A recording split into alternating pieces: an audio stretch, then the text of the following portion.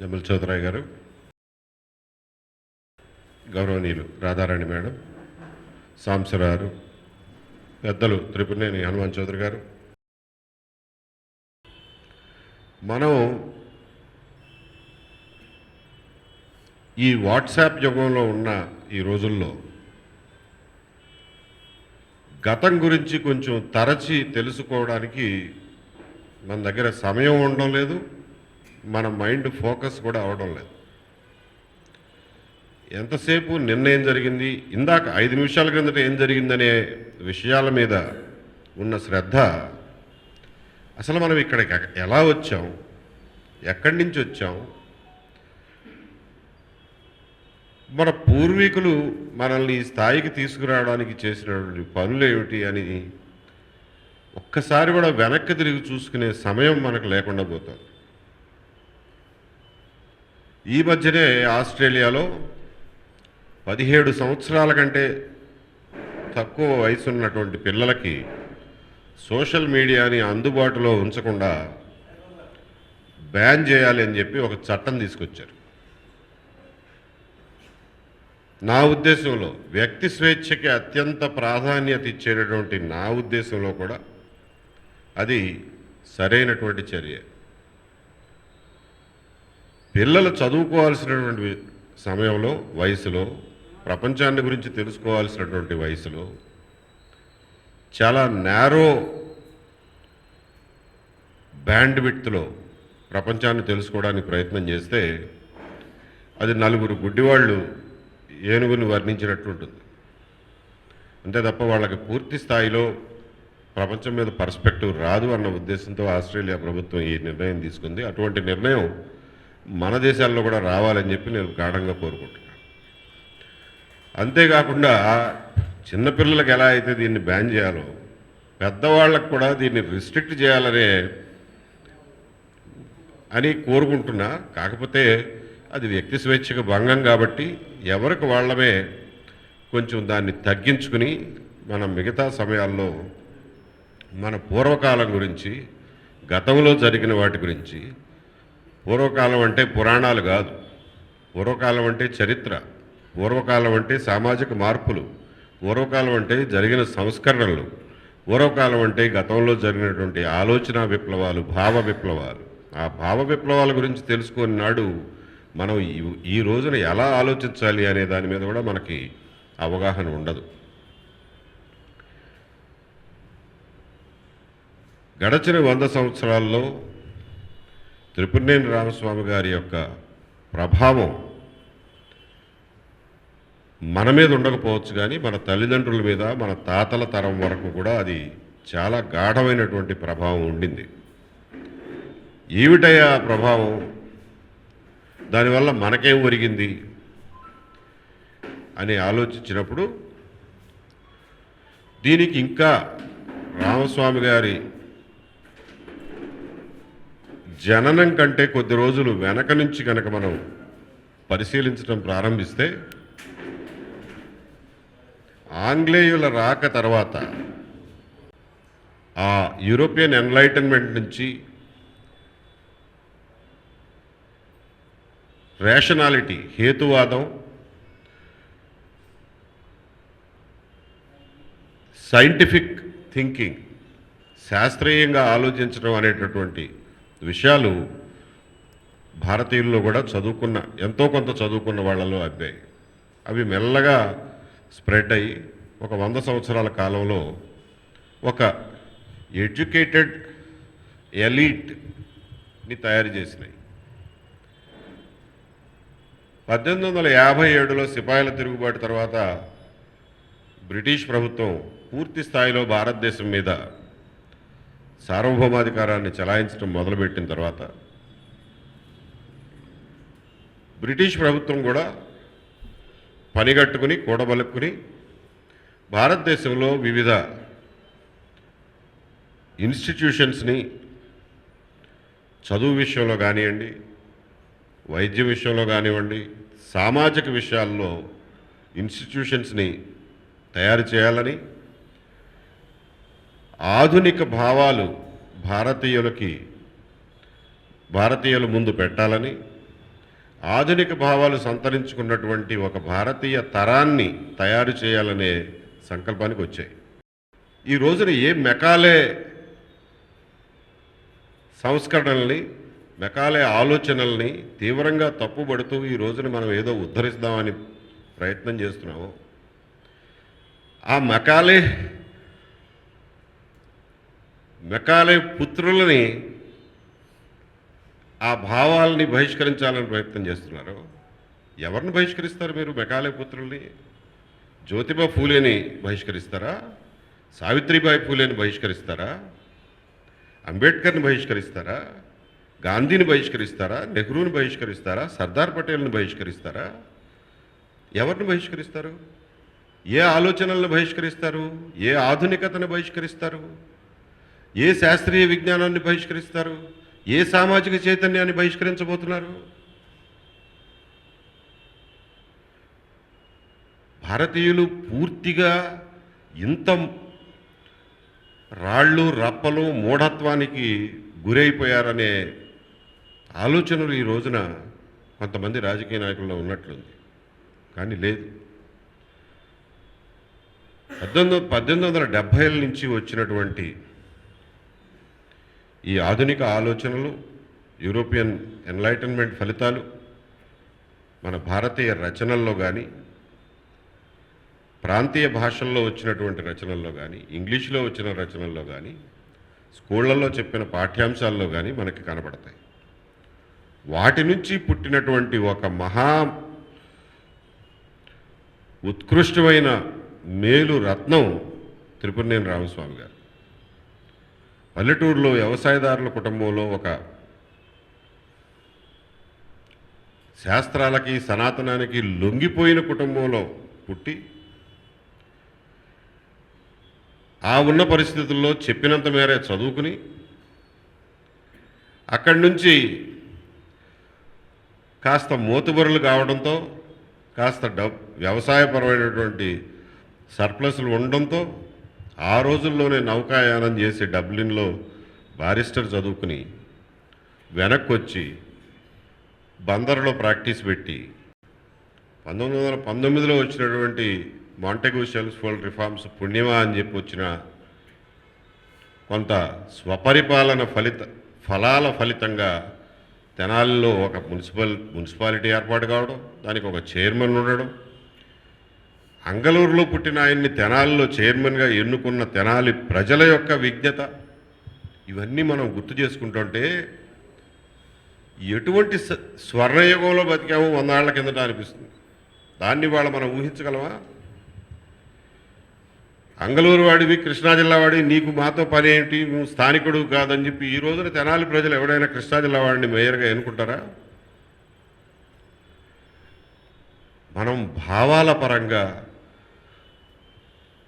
భావ వైశాల్యంలో బాగుపడ్డామా లేకపోతే ఇంకా కుంచుకుపోయామా అనేది ఒక్కసారి ఆలోచించుకుందాం. కొంతమంది అంటుంటారు, ప్రజలు పాడైపోయారండి, ప్రజలు కంప్లీట్గా అవినీతి పరులు అయిపోయారు, ఈ ప్రజలను బాగు చేయడానికి మీరు రాజకీయాల్లోకి రావడం ఏంటండి, మీ టైం దండగా, ఎవడండి మిమ్మల్ని ఆదరించేది, ఎవడండి మిమ్మల్ని పట్టించుకునేది? అరే, 100 సంవత్సరాల కిందట ప్రజల్లో ఉన్న విజ్ఞత ఈ రోజున ప్రజల్లో లేదు అని మనం నమ్ముదామా? అంత పెసిమిస్టిక్గా, అంత నిరాశవాదంతో బతుకుదామా? ఈ చదువురాని గోచిగుడ్డగాళ్లే కదా గాంధీ మహాత్ముడు ఒక్క పిలుపిస్తే లక్షలాదిగా కోట్లాదిగా కదిలి స్వాతంత్ర పోరాటంలో పాల్గొన్నది. వాళ్లకున్నపాటి రాజకీయ పరిజ్ఞానం కానీ, విజ్ఞత కానీ, ఆలోచన శక్తి కానీ ఈ రోజున ప్రజలకు లేవని మనం నమ్ముదామా? లేవనే నిరాశావాదంలో కూరుకుపోదామా? కాబట్టి త్రిపురనేని రామస్వామి గారి సమయాన్ని మనం గుర్తుకు తెచ్చుకుంటే, ఒక్కసారి వాట్సాప్ వదిలిపెట్టి వెనక్కి వెళ్తే ఇవన్నీ మన కళ్ళ ముందు సినిమాలాగా కనిపిస్తాయి. అరే, ఎటువంటి మనుషుల్ని ఈ తెలుగు నేల తయారు చేసింది. అటువంటి నేలలో ఈ రోజున ఈ జిల్లాకి మా కులపోడి పేరు పెట్టాలి, ఆ జిల్లాకి మా కులపోడి పేరు పెట్టాలి, అనే పరిస్థితికి రాజకీయాలు ఈ రోజున దిగజారినాయి. సామాజిక స్పృహ ఈ స్థాయికి దిగజారింది అని అంటే దీన్ని దీన్ని బాగు చేసుకోవడానికి మనం బాగు చేసుకోవాలి తప్ప ఎవడన్నా అమెరికా నుంచి వచ్చి బాగు చేస్తాడా? విదేశీయులు వచ్చి బాగు చేస్తారా? మా బంగారం లాంటి కృష్ణా జిల్లాకి మా కృష్ణా జిల్లా పేరు తీసేసి ఎన్టీఆర్ పేరు పెట్టారు. ఇది ఎక్కడ దుర్మార్గం? ఎన్టీ రామారావుని అడిగితే ఖచ్చితంగా కృష్ణా జిల్లా పేరు ఎవడు మార్చొద్దురా బాబు, అది చాలా గొప్ప జిల్లా అని చెప్తాడు. ఎవడికి కావాలి కృష్ణా జిల్లాకి ఎన్టీఆర్ పేరు? ఎంత మహోన్నతమైన వ్యక్తుల్ని కన్న జిల్లా అది. త్రిపురనేని రామస్వామిని, విశ్వనాథ సత్యనారాయణని, ఘంటసాలని, ఎన్టీ రామారావుని పుట్టించిన నేల కంటే ఎన్టీ రామారావు గొప్పోడు అయిపోడు కదా. కాబట్టి ఇటువంటి సంకుచితత్వానికి మనం తలవంచని నాడు మాత్రమే మన తెలుగు జాతికి, తెలుగు నేలకి విముక్తి. మన ఈ భావదాస్యం నుంచి మళ్ళా ఇరుక్కుపోతున్నటువంటి ఈ మూఢ విశ్వాసాలు, అంధవిశ్వాసాలు, పేరు ఏదైనా పెట్టుకొని ఎవడో సనాతనం అంటాడు, ఇంకొకడు వైదికం అంటాడు, ఇంకొకడు మనుస్మృతి అంటాడు, ఇంకొకటి అంటాడు, ప్రాచీనం అంటాడు. పేర్లు ఏవైనా కానివ్వండి, ఏ భావదాస్యాన్ని, సంకెళ్ళని మనం ఛేదించుకుని ఈ రోజున త్రిపురనేని రామస్వామి సమయంలోనే బయటకు వచ్చామో, మళ్ళీ అదే దాస్యంలోకి మాకు సంకెళ్ళు తొడగండి అని చెప్పి చేతులు జాస్తున్నట్టుగా ఉంది ఈ రోజున సమాజం పరిస్థితి. దీన్ని చదువుకున్న మీలాంటి విజ్ఞులందరూ మొహమాట పడకుండా, కష్ట నష్టాలకి లెక్క చేయకుండా నోరు తెరిచి నిరసించాల్సినటువంటి అవసరం ఉంది. దాన్ని నిరసించే గళాలని ప్రోత్సహించాల్సినటువంటి అవసరం ఉంది. అది ఒక్కటే మనం త్రిపురనేని రామస్వామి గారికి ఇవ్వగలిగినటువంటి నివాళి.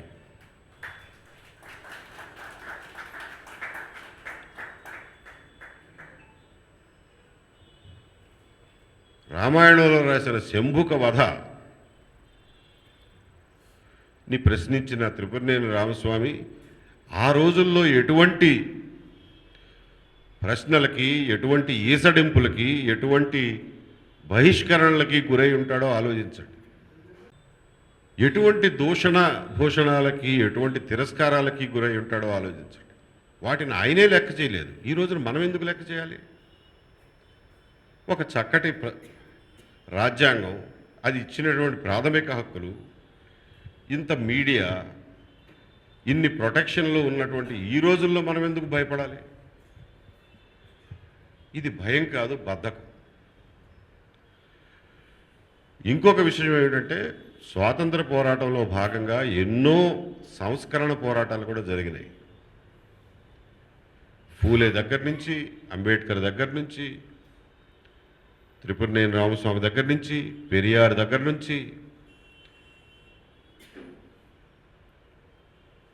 బాంబేలో ప్రార్థనా సమాజం దగ్గర నుంచి, బెంగాల్లో రాజా రామ్మోహన్ రాయ్తో మొదలుకొని ఎంతోమంది, మన దగ్గర కందుకూరి వీరేశలింగం, గురజాడ అప్పారావు, ఇలాంటి సంఘ సంస్కర్తలు ఎందరో ఆ రోజున పనిచేసేవాళ్ళు. స్వాతంత్రోద్యమ చరిత్ర కేవలం స్వాతంత్రోద్యమమే కాదు, ఈ సంస్కరణోద్యమాల చరిత్ర కూడా. దురదృష్టవశాత్తు ఏమైంది అంటే, స్వాతంత్రం వచ్చిన మరుక్షణం నుంచి సంస్కరణోద్యమాలు కంప్లీట్గా దుకాణాలు మూసేసుకుని ఇంట్లో పడుకున్నాయి. ఎందువలనయ్యా అంటే సంస్కరణవాదుల తప్పు కాదు. ప్రభుత్వాలు వచ్చి ఇంకా మేము వచ్చేసాం, మనం ఎన్నుకున్నటువంటి ప్రభుత్వం ఇది ప్రజాప్రభుత్వాలు, సంస్కరణలు ఏమన్నా చేసేది ఉంటే మేమే చేస్తాం, ఇంకా సంస్కరణవాదులతో పనే ఉంది, సంస్కరణ ఉద్యమాలతో పనే ఉంది అని చెప్పి సంస్కరణల మీద కూడా గుత్తాధిపత్యం తీసుకున్నది స్వతంత్ర భారత రాజకీయ వ్యవస్థ. కానీ తనంతట తానుగా ఏమాత్రం సంస్కరణలు చేయగలిగింది? మళ్ళా దళిత ఉద్యమం పేరిట, మళ్ళా స్త్రీవాద ఉద్యమం పేరిట, మహిళల హక్కుల కోసం, దళితుల హక్కుల కోసం, శూద్రులు, అతిశూద్రులు, చండాలురని పిలువబడినటువంటి వర్గాల హక్కుల కోసం మళ్ళా వీధి పోరాటాలు చేయాల్సి వచ్చింది. అప్పుడే వాళ్ళకి ఆ హక్కులు లభించినాయి. అవి కూడా ఈ రోజుకి పూర్తి స్థాయిలో రాక ఇంకా ఉద్యమాలు కొనసాగుతున్నటువంటి నేపథ్యంలో ఏ ప్రభుత్వాలైతే సంస్కరణలకు కూడా గుత్తాధిపత్యాలు తీసుకున్నాయో ఈ రోజున అదే ప్రభుత్వ బలాలు, అదే ప్రభుత్వ అధికారాలు మనల్ని మళ్ళా సనాతనం అనే పేరు మీద మళ్ళా మధ్యయుగాల్లోకి తీసుకెళ్లే అధికారాన్ని కూడా చలాయించడానికి ప్రయత్నం చేస్తున్నాయి. కాబట్టి సామాజిక సంస్కరణని ప్రభుత్వాల చేతిలో పెట్టడం ఎంత ప్రమాదకరమో మనం అందరం గమనించాల్సినటువంటి అవసరం ఉంది. ఆ అధికారాలు ప్రభుత్వాలకు ఇచ్చినాడు సంస్కరణలు చేయొచ్చు, చేయకపోవచ్చు, వెనక్కి తీసుకువెళ్ళొచ్చు సమాజాన్ని అని కూడా మనం గమనించాల్సినటువంటి అవసరం. సమాజంలో జరిగినటువంటి మార్పులు, ఆధునికత, టెక్నాలజీలో వచ్చే మార్పులు, వీటన్నిటికీ అనుగుణంగా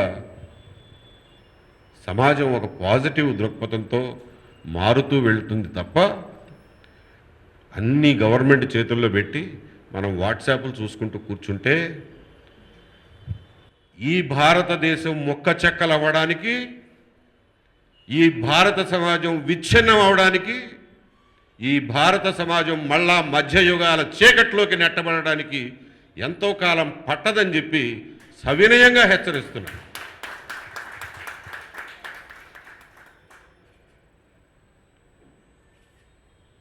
త్రిపురనేని రామస్వామి తెలుగువాడిగా పుట్టడం మన అందరి అదృష్టం. కమ్మవాడిగా పుట్టడం కమ్మవాళ్ళ అదృష్టం. అయాచితంగా కమ్మవారికి వచ్చినటువంటి వరం. ఎందువల్లనయ్యా అంటే ఆయనేమి కమ్మవారి కోసం సూతపురాణం రాయలా. అందరు శూద్రుల్లాగే వీళ్ళ కోసం కూడా రాశాడు.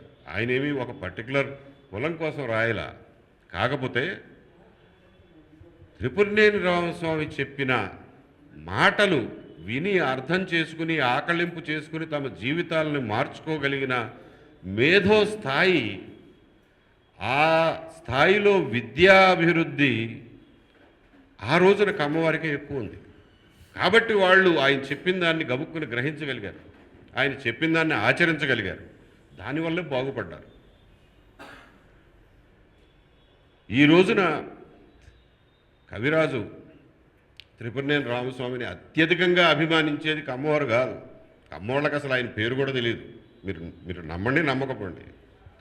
అత్యధికంగా ఆయన్ని అభిమానించేది శూద్రులు, దళితులనే పిలువబడేటటువంటి వర్గాలు మాత్రమే.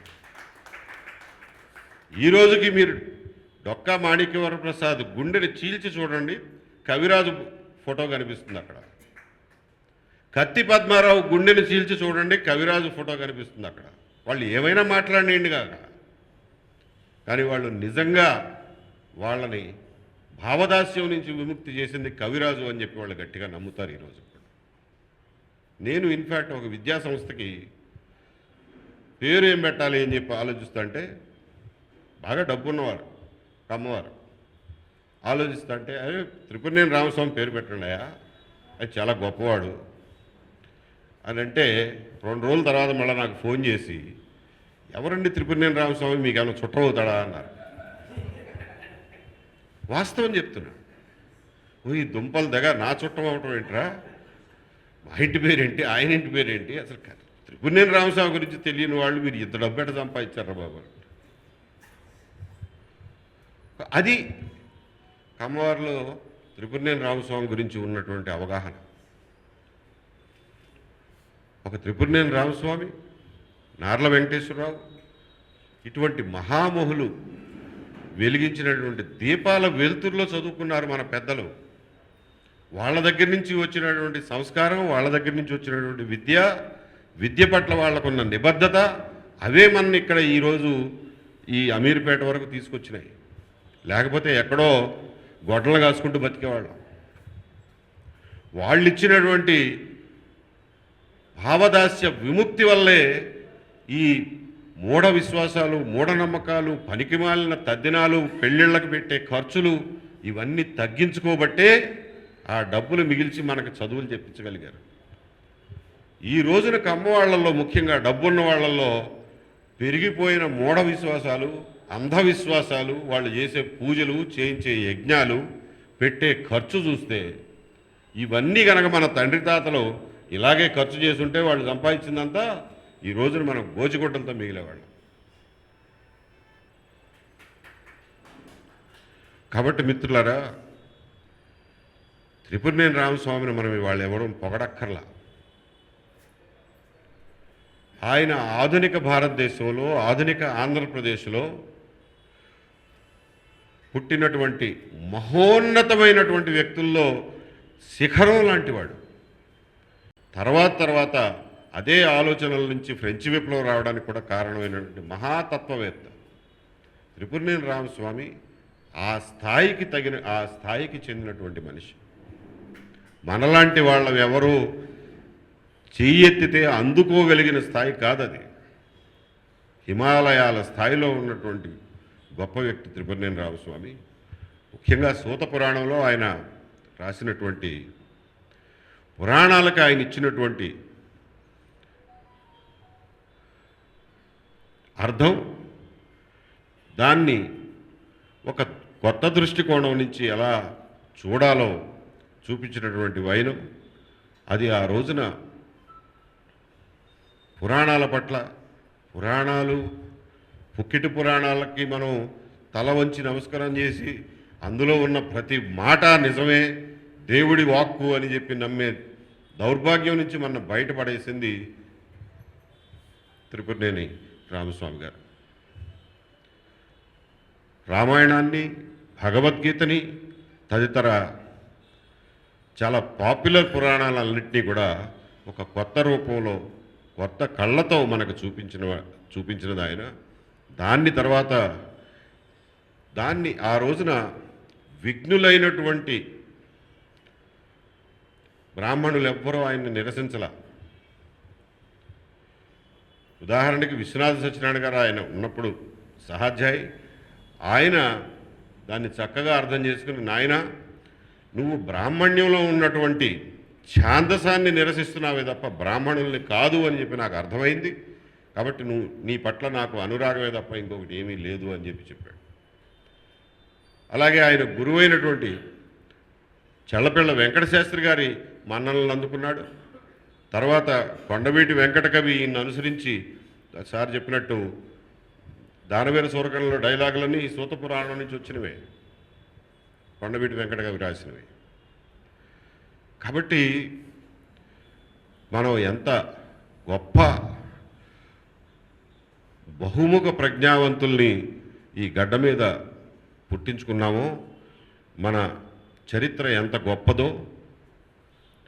చరిత్ర అంటే రాజులు, రాజ్యాలు, యుద్ధాలు, విజయాలు కావు.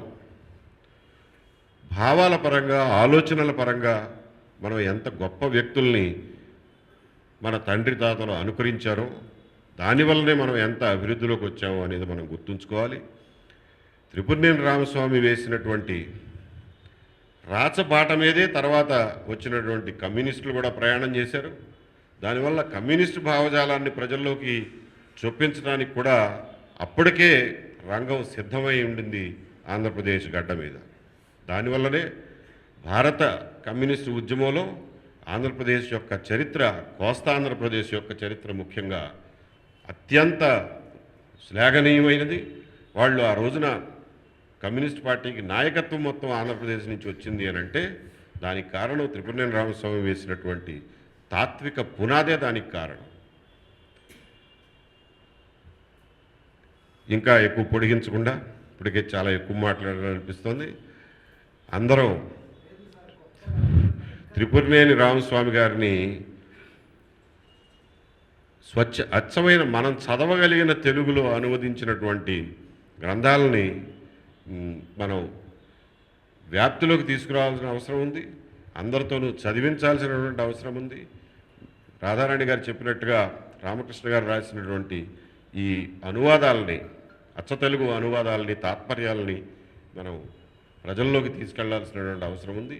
ఎంతో కష్టపడి పారా అశోక్ కుమార్ గారు త్రిపురనేని వారి రచనల మొత్తం ఒక బుక్ రూపంలో తీసుకొచ్చారు. ఇలాంటి ప్రయత్నమే మిగిలిన వాళ్ళందరూ కూడా చేయాలని చెప్పి మన చౌదరి గారిని ప్రత్యేకంగా కోరుతూ ఇంతసేపు నన్ను భరించినందుకు మీ అందరికీ కృతజ్ఞతలతో నమస్కారం.